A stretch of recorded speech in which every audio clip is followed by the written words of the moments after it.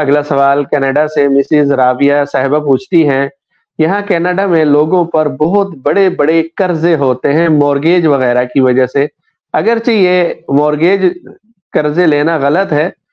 لیکن لوگ لیتے ہیں اور وہ قرضے کئی کئی سالوں پر محیط ہوتے ہیں، 20 20 سال، 25 25 سال، مگر وہ کھاتے پیتے ہوتے ہیں، زیورات کے مالک ہوتے ہیں، یعنی صاحب نصاب ہوتے ہیں، لیکن وہ کہتے ہیں چونکہ ہم پر کافی زیادہ قرضہ ہے،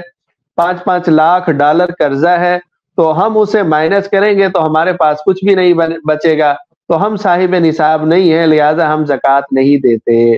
تو آیا یہ درست ہے کہ وہ جتنے بڑے بڑے قرضے ہیں وہ سب مائنس کر کے دیکھا جائے گا یا اس کے بغیر نصاب دیکھیں گے؟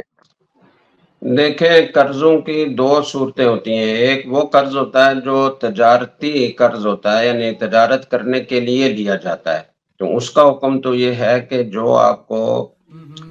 اس سال قسط ادا کرنی ہے اتنی حد تک آپ منہا کر سکتے ہیں، پورا 15 سال 20 سال کا جتنا قرض ہے وہ منہا نہیں کر سکتے۔ اور مورگیج عام طور پر لوگ اپنا گھر بنانے کے لیے لیتے ہیں، اور باہر ممالک میں گھر بنانا بہت مہنگا پڑتا ہے اور اپنی آمدن سے عام طور پر لوگ گھر نہیں بنا سکتے، تو بعض اوقات کرائے پر لینا بھی مشکل ہوتا ہے، بہت زیادہ خرچے آتے ہیں، تو اس لیے وہاں کے لوگ مجبور ہوتے ہیں کہ اپنا گھر کسی بھی طریقے سے بنائیں۔ تو اگر وہ تجارتی بنیادوں پر قرضہ لیا ہوا نہیں ہے بلکہ صرف گھر بنانے کے لیے لیا ہوا ہے، تو میرا خیال یہ ہے کہ اس کو منہا کرنے کی گنجائش ہے، لیکن احتیاط اس میں ہے کہ 1 سال کی قسطیں منہا کی جائیں اور پھر دیکھا جائے کہ جو کچھ اپنے پاس موجود ہے زیور اور نقدی،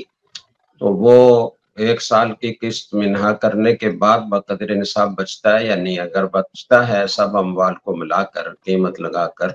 تو پھر زکوٰۃ ادا کریں۔ زکوٰۃ کی مقدار تو بہت تھوڑی سی ہے، جب وہ اتنے بڑے بڑے قرضے لے رہے ہیں اور اس کی لاکھوں کی قسطیں سالانہ ادا کر رہے ہیں، تو زکوٰۃ تو 2.5% ہے، تو وہ ادا کرنے میں اتنی مشکل نہیں ہے، ادا کرنی چاہیے۔